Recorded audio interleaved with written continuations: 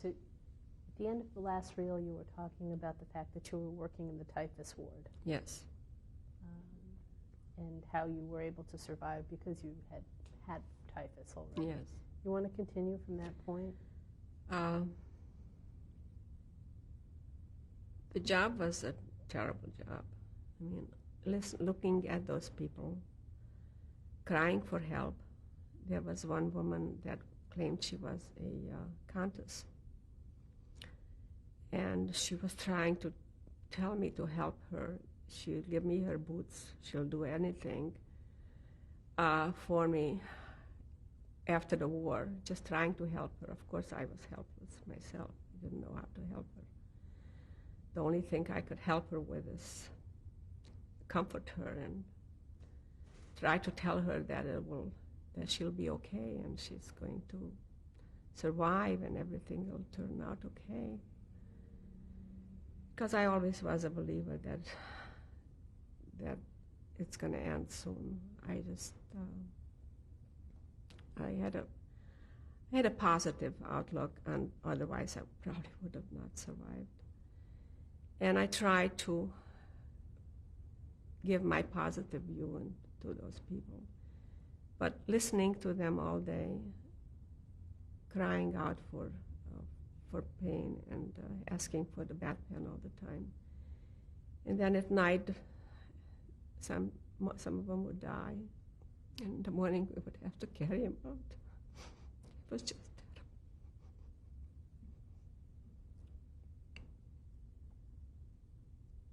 Those bodies they were so thin and so terrible looking.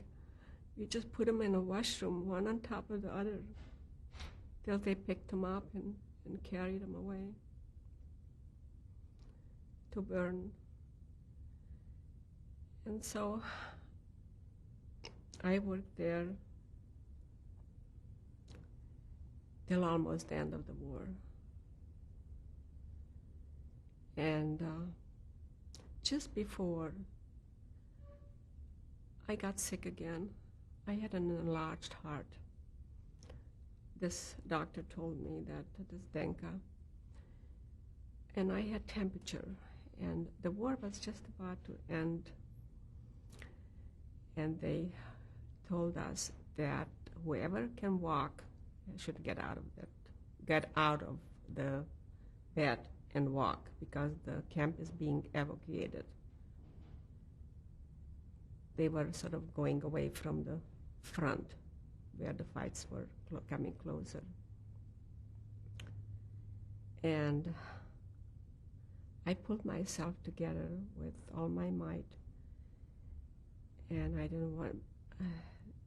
I heard rumors that they're going to blow up. Whoever is going to remain in the Revere, in the hospital, they're going to blow up with the camp together, because that's what they had planned to do. So I didn't want to die, of course. So I got on the march, and we were marching for 3 days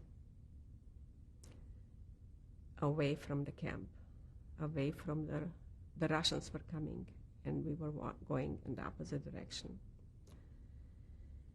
And we stopped.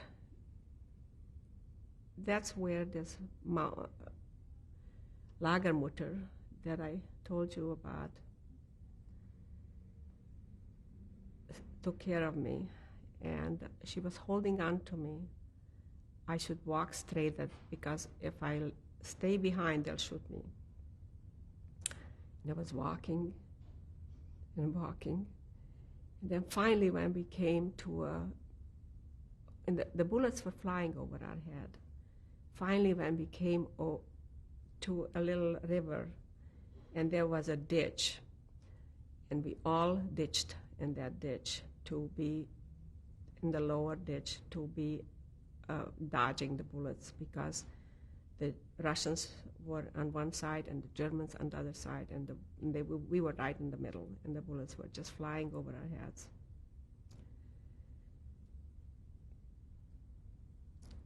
After 3-4 days, the Germans started disappearing. Till we found ourselves that little by little they left us. And we just took off. And we were walking back to the opposite direction where we were walking away from in order to go closer to the Russians or whoever was coming. We didn't know it was the Russians. We knew it was the savior, whoever it is. So finally, we were caught by the Russians after 4 days or 5 days, something like that. And of course, when we were not eating that food and not drinking that coffee, all the girls started menstruating and bleeding, and everybody got sick.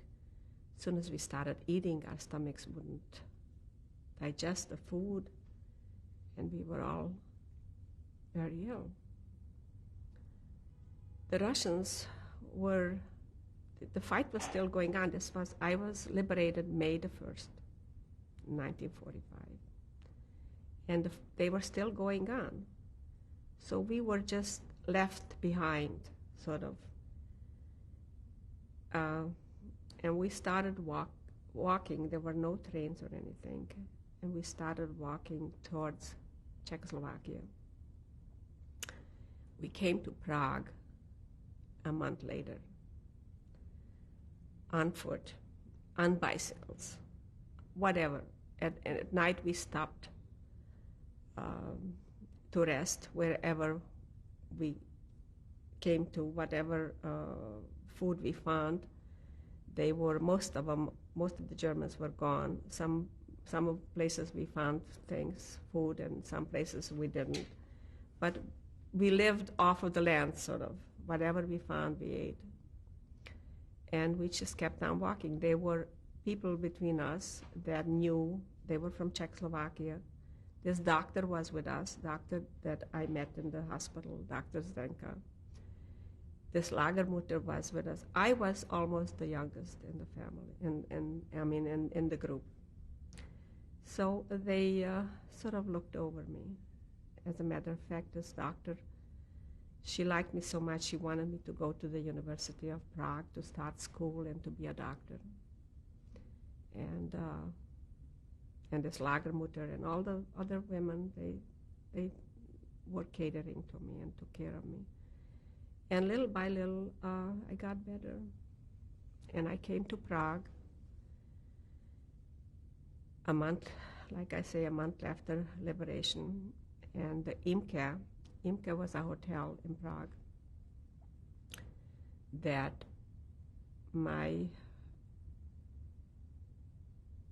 the government vacated a hotel and gave the hotel, took in all the people that were coming from camps. And we had food, and we had a shelter, and we got clothes. And they sort of took care of us. And that's where I met my husband. He was coming to look. He was a soldier, and he came to look for his family. Everybody went to that hotel to see about finding their family.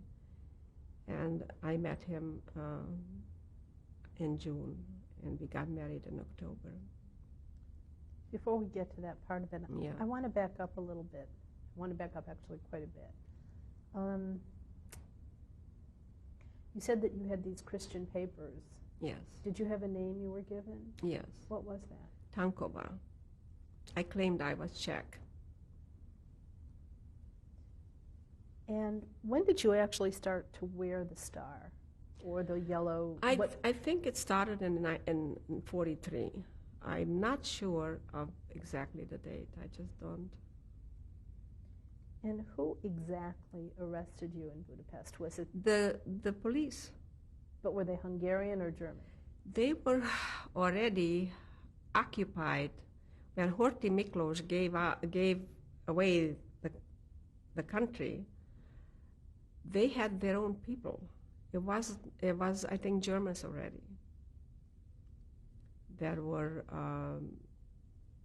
collaborating with, or the Hungarians collaborating with the Germans, or I don't know exactly what happened there, but it wasn't all Hungarian.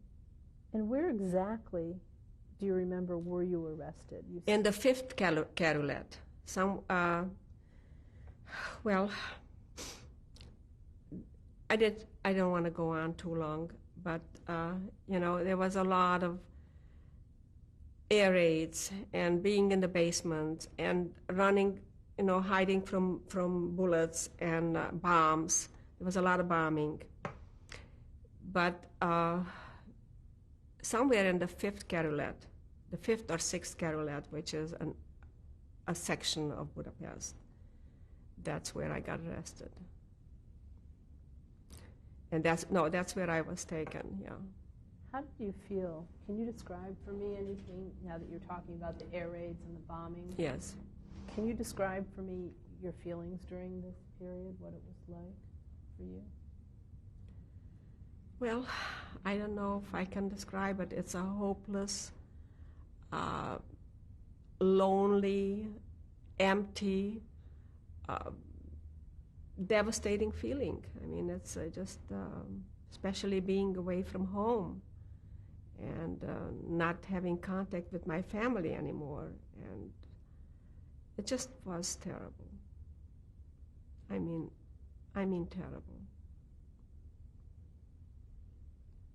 When you were arrested, you said, where exactly were you taken? And you said you were beaten. I was, yes, right in the station where they were asking me, where they were trying to get me submit to the fact that I was Jewish. Did you ever admit to that or no? I must have, but I was blacked out. I really don't know anymore. I must have. Because when I found myself in the room, I don't remember how I got there. Do you remember how you got onto the train? You have no memory of... No, I remember walking. I remember I couldn't walk. I was all bent in two. I couldn't straighten out because my body was as stiff as a chair. I couldn't feel my buttocks from the waist to my knees.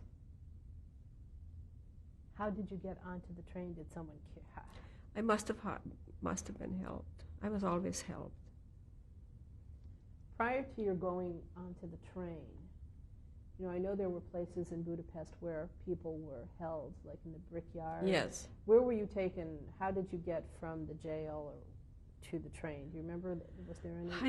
I was taken somewhere and held a little, maybe 2 days or something like that, and then I was taken from there. Were you given any kind of nourishment or anything to drink or any food? Many, many days I haven't had nourishment. Many days. Very,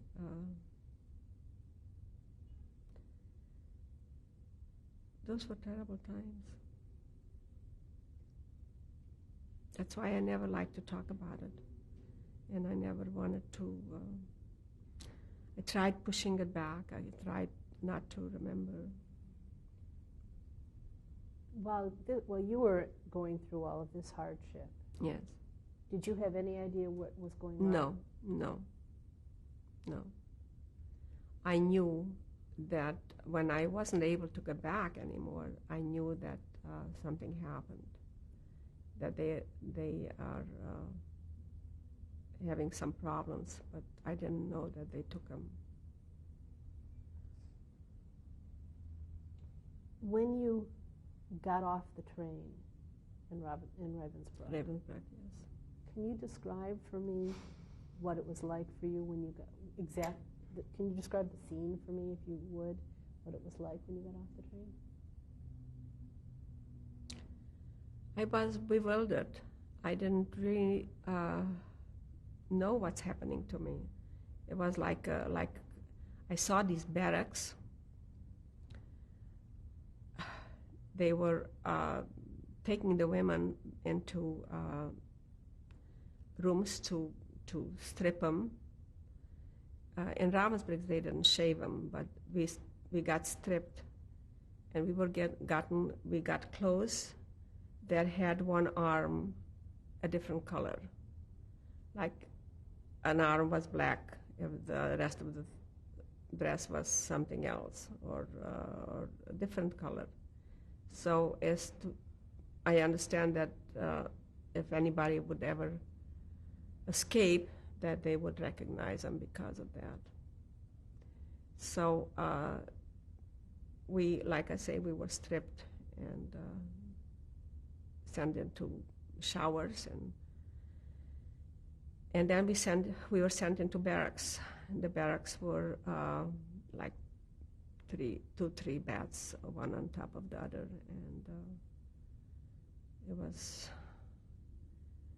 it all depends when you came, where you are, on top or on the bottom or whatever. And the food was just rationed out, like a slice of bread once a day and coffee or whatever that was, some black water.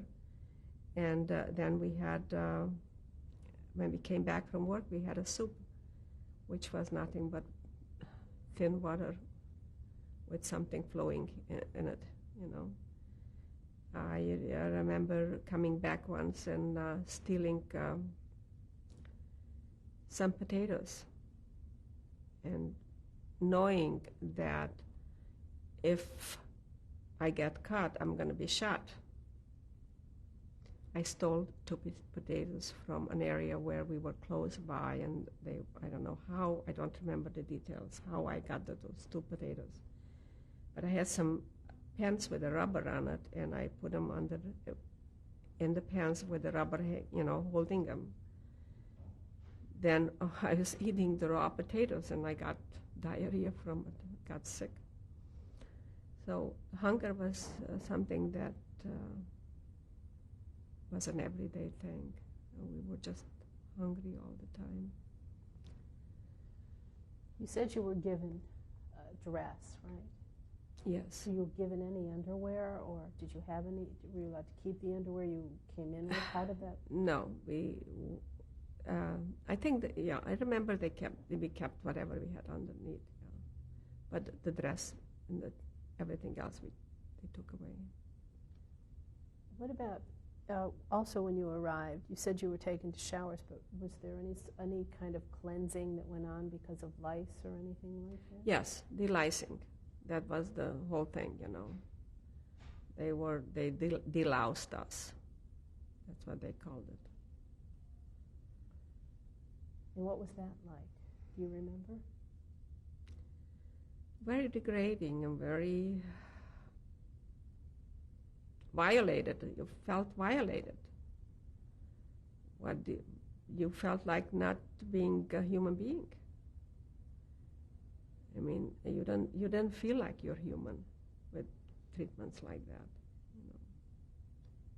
Were there also male SS, or was it all women? It's mostly women in that camp. There was a male camp near the camp, but they did not mix. The SS women were the ones that took care of the Häftlings. What about the commandant of the camp? Was it a man or a woman? Do you remember? There were some doctors, I think, in the hospital. There were a man, but most of them were women. So you were kind of a sub-camp in Ravensbrück, right. Of the many camps in the area, I would assume. Yes. Did yours have a name, or? No, it was known to be that it's about 100,000 women. It's only women. Were they all Jewish, or were there others? No, they were a political, this Dr. Zdenka was a political Häftling. She was, the politicals wore a little triangle, a red triangle, and the Jewish people wore a red triangle with a yellow strip on top of it.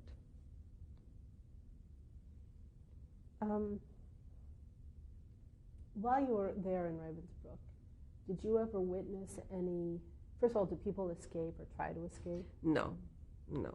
It was too, I don't think anybody ever escaped from there. It was all barbed wired and very heavily guarded. Was the barbed wire in any way, was there more to it than just the wire itself? Yes, it was, I think it was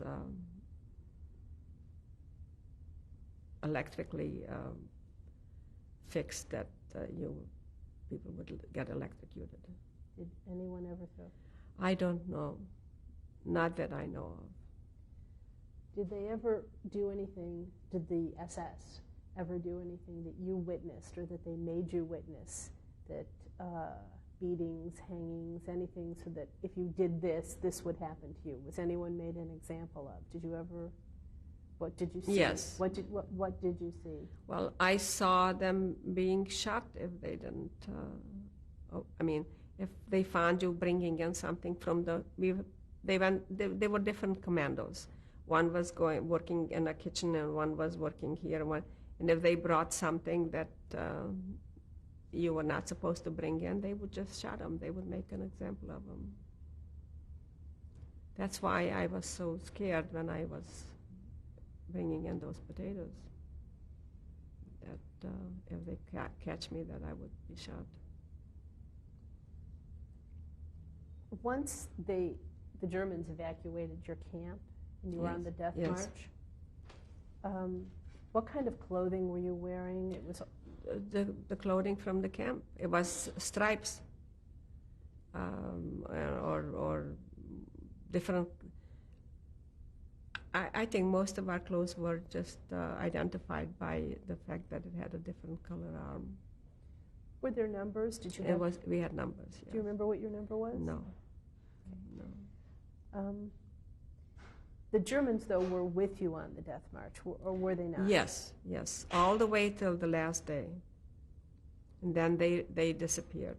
As a matter of fact, they tried to tell us that they were already the Wehrmacht, that they were not the SS, and that if that the front is coming too close and would we talk in their favor.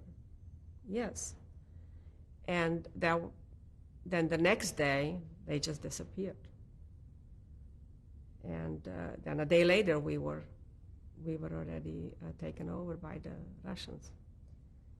You have mentioned a couple times of this woman who was your Lagermutter. Yes. You haven't told us her name. Farkashova. She was a Czech. Pani Farkashova.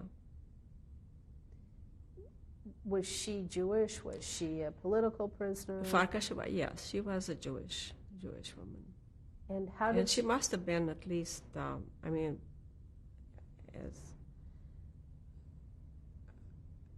at least close to 35 or 40, How did she come to be your Lagermutter? She just took a liking to me, and she tried to help me when she saw I was very sick, or she was very compassionate, okay, and she must have been over 40. I don't, age was, when I came here and I met my aunt, she was 42, and I was 22, I thought she was an old lady. Everything is relative. So at that time, to me, she looked old, but maybe she wasn't. And you have survived. Yes, she must have been strong. Yes, she was a strong woman. I wish I knew where I could find her, because she was a great help to me. Now, you said that when you got finally, after a month of walking, now you were still in the midst of shelling and bombing? Yes. Not after the war ended, just a little bit later, we were freed the first, and the war ended 5-6 days later. But we were going against it already. We weren't in it anymore. We were bombed and shelled while we were while the Germans had us, and the fight was right above our head. That was terrible. I think that you said, when you were just talking about that, it reminded me that when you originally were taken from Budapest to Ravensbrück, that you were on a train and it took forever and you heard bombings and things. Yes. What were your feelings? Did you wish they would bomb? We were hoping that every time we heard the planes, that they're going to free us. But it wasn't that easy at that time. It was still far away. The bombings, of course, you were ducking not to get hit, but you were hoping that they give it to them, you know. When you finally got to Prague, how did you find out about the rest of your family? After I met my husband in June or July, I think I met, I decided to go back home. And I went on a train where the trains were full all the time. And I went on a train that I was on top of the train, traveling. When we came to a tunnel, after the tunnel I was black from the smoke. But I made up my mind that I want to get home. Maybe somebody came back.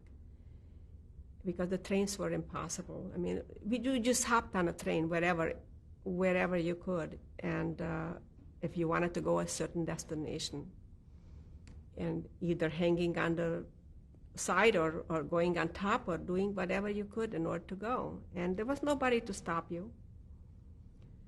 So when I came home, I had a very bad experience. I found my uncle, the one that his son is here, that was together with my father. And he came back, and he was my father's older brother. And I stayed by him. He went in the house, and I stayed by him. And I tried to go home, and he was telling me the story, you know, that what happened. And I tried to go home, and I come to the house, and I see that the people are living in the house, and I see our furniture, and I see nobody there. It was a terrible time. I stayed there only 2 weeks. I couldn't stay any longer. And I went right back to Budapest. And from Budapest, I was going back to Prague in order to start school or doing something there. Because I liked, and I got in touch with this woman, this doctor, and I wanted her to help me get into school. And in the meantime, I met when I coming back from Budapest, my husband had two brothers in Budapest. And he, as a soldier, could travel any place. And although we didn't make any rendezvous to meet anywhere, because I wasn't ready for any commitments,